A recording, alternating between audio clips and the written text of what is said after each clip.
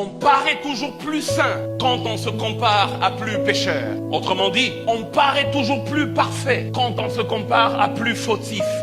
Il y a des gens même à l'église, quand ils parlent, même dans la prière, ou même quand ils parlent les uns aux autres, ils disent des choses comme « Moi je ne vole pas comme lui, il a volé 10 millions. Moi de toute ma vie, maximum, j'ai volé 10 dollars. » Quelqu'un d'autre va dire « Moi je ne mange jamais. » Elle a le mensonge dans la bouche. Quelqu'un d'autre dit des choses comme « Heureusement que j'ai été bien éduqué et que je n'ai jamais levé la main sur ma femme. » Celui-là, il bat sa femme tous les jours, tous les soirs. J'ai entendu quelqu'un dire « J'ai fait 10 ans comme chef d'entreprise. Je n'ai jamais détourné même un seul centime. Mais lui, à peine 2 mois, il a déjà pris des milliers de dollars. » Une dame encore que j'ai entendue à peine je sortais d'un culte.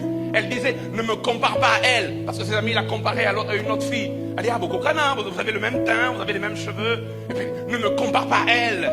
Elle, c'est une pute. Moi, je me suis marié vierge. Elle, avant de se marier, minimum 106 hommes sont passés sur elle.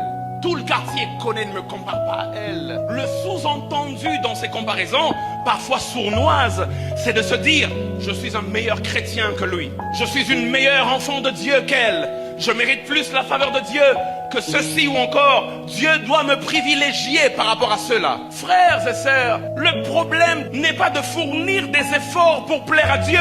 Obéir à la loi de Dieu est une chose que Dieu acclame. Essayez tous les jours de se sanctifier, c'est une recommandation de la Bible.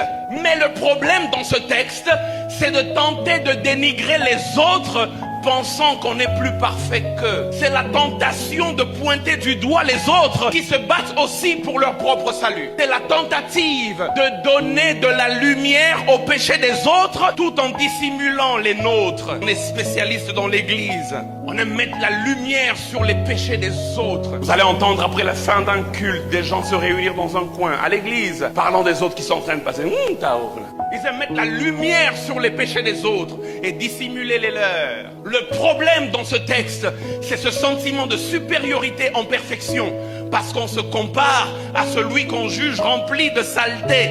Jésus dit dans Matthieu chapitre 7, versets 1 à 5, « Ne jugez point, afin que vous ne soyez pas jugés, car on vous jugera du jugement dont vous jugez, et l'on vous mesurera avec la mesure dont vous mesurez. Pourquoi vois-tu la paille qui est dans l'œil de ton frère et n'aperçois-tu pas la poutre qui est dans ton œil? Ou comment peux-tu dire à ton frère, laisse-moi ôter une paille de ton œil, toi qui as une poutre dans le tien? Hypocrite, ôte premièrement la poutre de ton œil, et alors tu